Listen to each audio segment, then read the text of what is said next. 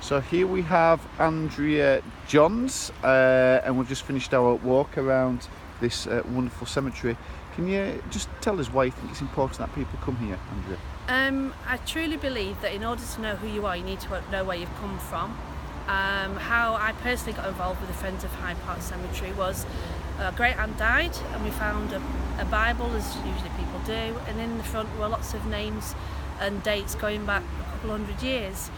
We took it to my mother and she only knew a couple of them, and so we realised we'd got links here, and that started the ball rolling. But cemeteries are a great place, not just for education and learning who you are, but to find out, really all the dynamics that made Doncaster what it is. I mean, today we've just done a railway walk, and the railways are instrumental on what happened to Doncaster for the next 150, 200 years. And it still is now, with us having the H2 coming to Doncaster. If it wasn't for the railways, in particular wagon works being fought for by Denison and being put here, it would still be quite a provincial, small little town. So linking it to our guiding question, so for students to support their studies. So our guiding question is, what does the local community of Doncaster owe to the railway? What's your take on that? It owes a great deal. Before it was a quiet little hamlet. We had the St Ledger race every year, but other than that, it was quite a nice rural area.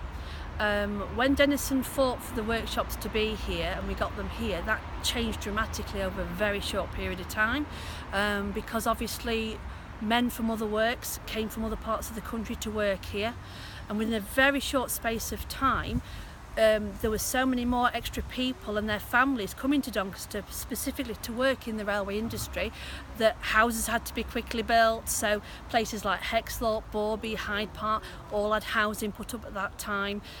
Things like the local hospitals had to be extended to cope with all the extra people. I suppose that helped the other industries within Doncaster. It did. I mean, one of the main reasons that Doncaster won out in the end to have it here was because the minefields and the steel.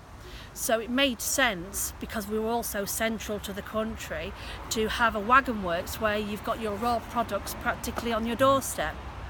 We beat places like Peterborough to getting it, and that was also a great factor. So it wasn't just the people in the rail industry that benefited, but also the mining industry, the steel industry as well as things like the building contractors. And you also mentioned the legacy of the railways you think is going to impact on Doncaster's future. Oh, definitely. Because of HS2. Yeah, because of the HS2 that's now up and running, the training college. It's another feather in Doncaster's cap and another link to the railways and what the future is going to be, not just what the past has been. Because Doncaster is renowned worldwide for having some of the most influential people working here and being buried here, like Patrick